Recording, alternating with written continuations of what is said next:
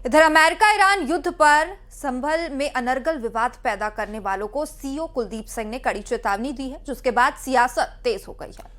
Piece working committee की बैठक में सीईओ ने लोगों को अमेरिका ईरान युद्ध को लेकर भड़काऊ प्रदर्शन न करने की चेतावनी दी, जिससे मौलाना और मुस्लिम इसे डराने की कोशिश बताकर सीईओ के खिलाफ एक्शन की मांग कर रहे हैं। देखिए रिपोर्ट।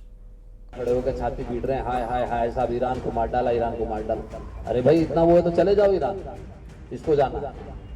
संभल सीईओ कुलदीप सिंह की चेतावनी पर सियासी बवाल खड़ा हो गया है। दरअसल नगर कोतवाली में आयोजित पीस कमेटी की बैठक में असमोली के सीईओ कुलदीप सिंह ने बयान दिया था। सिटी मजिस्ट्रेट की मौजूदगी में उन्होंने अमेरिका और ईरान के बीच हो रहे युद्ध पर दो टूक कहा कि कुछ लोगों को इस युद्ध से परेशानी है तो जहाज में बैठकर ईरान जा सकते हैं।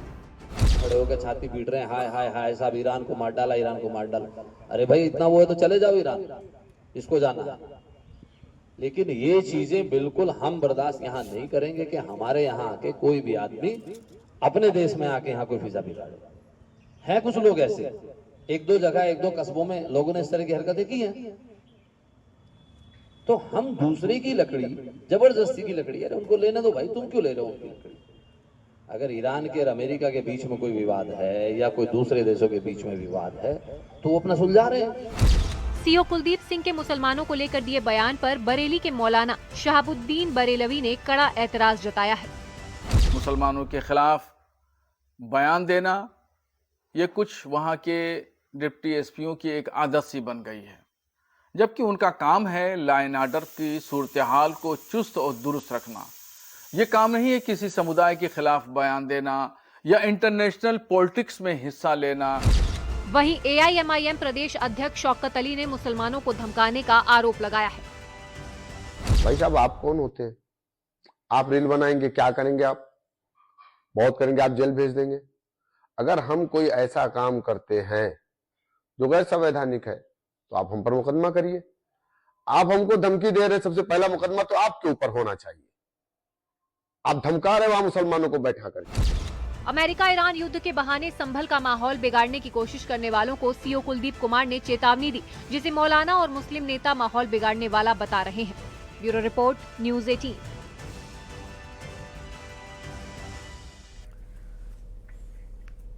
और वहीं सामाजिक परिवर्तन दिवस के मौके पर राहुल गांधी की मौजूदगी में कांग्रेस ने दलित नेता कांशीराम को मरणोपरांत भारत रत्न देने का प्रस्ताव पास किया।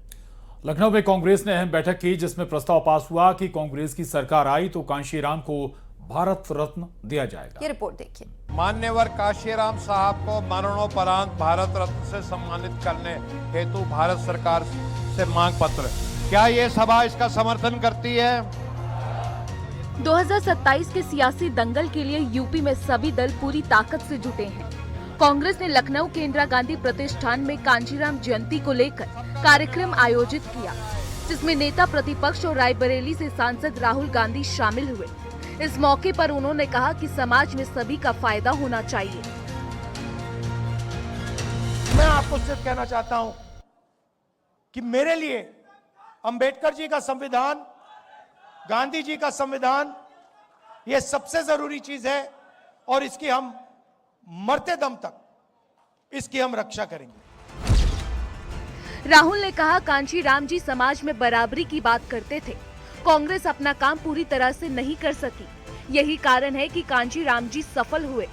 अगर कांग्रेस ठीक तरह से काम करती तो कांशीराम जी कभी सफल न होते। जो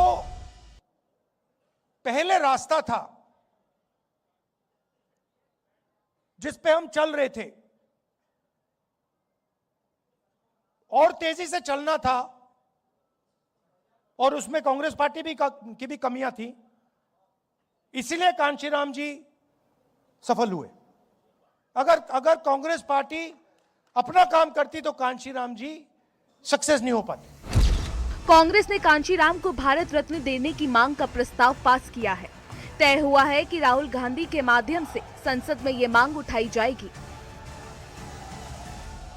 ये प्रस्ताव आया है बैकवर्ड दलित माइनॉरिटी फोरम की तरफ से, और ये प्रस्ताव है भारत रत्न हेतु मांग पत्र। सेवा में कांग्रेस के वरिष्ठ आदरणीय राजेंद्र पाल गौतम जी, अनिल जैन और न्याय योद्धा राहुल गांधी जी, मान्यवर काशीराम साहब को मरणोपरांत भारत रत्न से सम्मानित करने हेतु भारत सरकार से मांग पत्र। क्या ये सभा इसका समर्थन करती है? तो ये प्रस्ताव पास हुआ कि मान्यवर काशीराम जी को भारत रत्न मिलना चाहिए। ये पहली बार था जब राहुल गांधी कांशीराम जयंती से 2 दिन पहले कोई बड़ा इवेंट लखनऊ में करने आए थे। कार्यक्रम में करीब 4000 लोग शामिल हुए। दलित वोटर्स की सियासत में कांग्रेस का ये बड़ा कदम माना जा रहा है। Bureau report, news 18।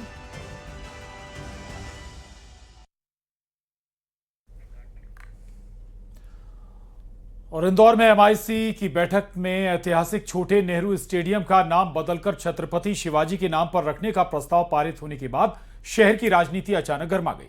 कांग्रेस और बीजेपी के बीच बयानबाजी तेज हो गई है और एक ओर कांग्रेस इसे स्वतंत्रता संग्राम से जुड़े नामों के सम्मान का सवाल बता रही है, तो वहीं दूसरी ओर बीजेपी इस नाम की ऐतिहासिकता और पहचान पर ही सवाल उठा रही है।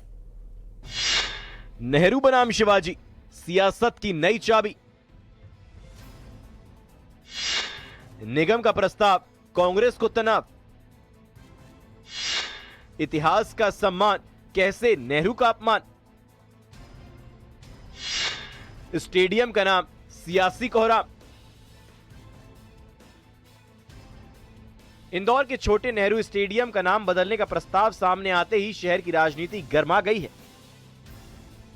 नगर निगम की एमआईसी बैठक में स्टेडियम का नाम छत्रपति शिवाजी महाराज के नाम पर रखने का प्रस्ताव पारित किया गया। कांग्रेस ने नाम बदलने पर ऐतराज जताया है और इस प्रस्ताव को इतिहास और स्वतंत्रता संग्राम से जुड़े नामों के अपमान का आरोप लगाया है। वहीं महापौर ने कांग्रेस पर पलटवार किया और कहा कि नाम बदलने का फिलहाल केवल प्रस्ताव आया है।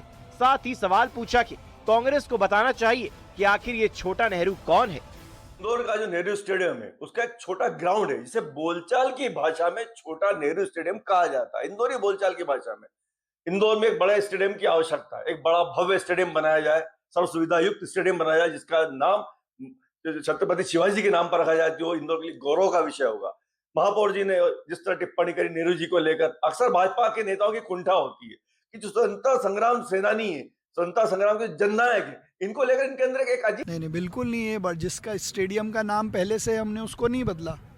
हमें छोटा नेहरू अगर वो कह रहे हैं तो वो मुझे बताएं कौन है छोटा नेहरू जिनका हम नाम बिगाड़ रहे हैं। कांग्रेसियों से मेरा एक प्रश्न है कि उनकी कांग्रेस की राजनीति में कोई ऐसा व्यक्तित्व रहा हो जो छोटा नेहरू के नाम से जाना गया और जिनको वो उनका वो अनुसरण करते हो, तो फिर हम उनकी बात पे विचार कर सकते हैं। छोटे नेहरू नाम को लेकर सियासत बड़ी हो गई है। नाम बदलने के इस विवाद ने स्थानीय राजनीति में नई बहस छेड़ दी है। सवाल ये उठ रहे हैं कि क्या कांग्रेस नेहरू के नाम को ढाल बनाकर अपनी सियासत चमकाने का मौका ढूंढ रही है, और सवाल ये भी कि इतिहास के सम्मान से नेहरू का कैसे अपमान हो रहा है। मिथिलेश गुप्ता, न्यूज़ 18, इंदौर। और बुलेटिन के आखिर में चलते चलते एक और खबर आपके लिए। मध्य प्रदेश में लाडली बहनों के लिए आज का दिन खुशियों भरा रहा। आज उनके खातों में योजना की 34वीं किस्त पहुंच गई है। सीएम ने सिंगल क्लिक के जरिए प्रदेश के 1 करोड़ 25 लाख से अधिक लाडली बहनों के खाते में कुल 1836 करोड़ रुपए की राशि ट्रांसफर की है। इस मौके पर सीएम डॉक्टर मोहन यादव ने ग्वालियर में विकास के लिए 54 निर्माण कार्यों का भूमि पूजन और लोकार्पण भी किया।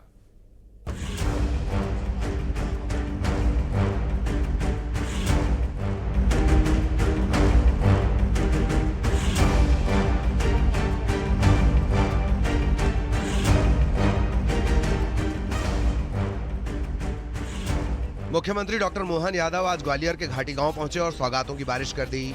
लाडली बहना सम्मेलन का शुभारंभ दीप प्रज्वलन के साथ हुआ, साथ ही कन्या पूजन भी हुआ। साथ ही 1.25 करोड़ बहनों के खाते में 1836 करोड़ रुपए ट्रांसफर किए गए।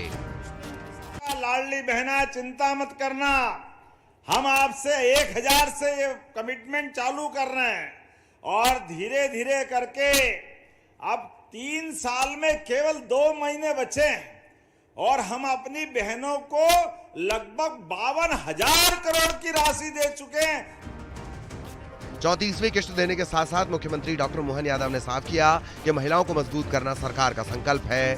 सीएम ने बताया कि भितरवार के लिए 700 करोड़ के काम हुए हैं, वहीं 150 करोड़ के कार्यों का भूमि पूजन किया गया है।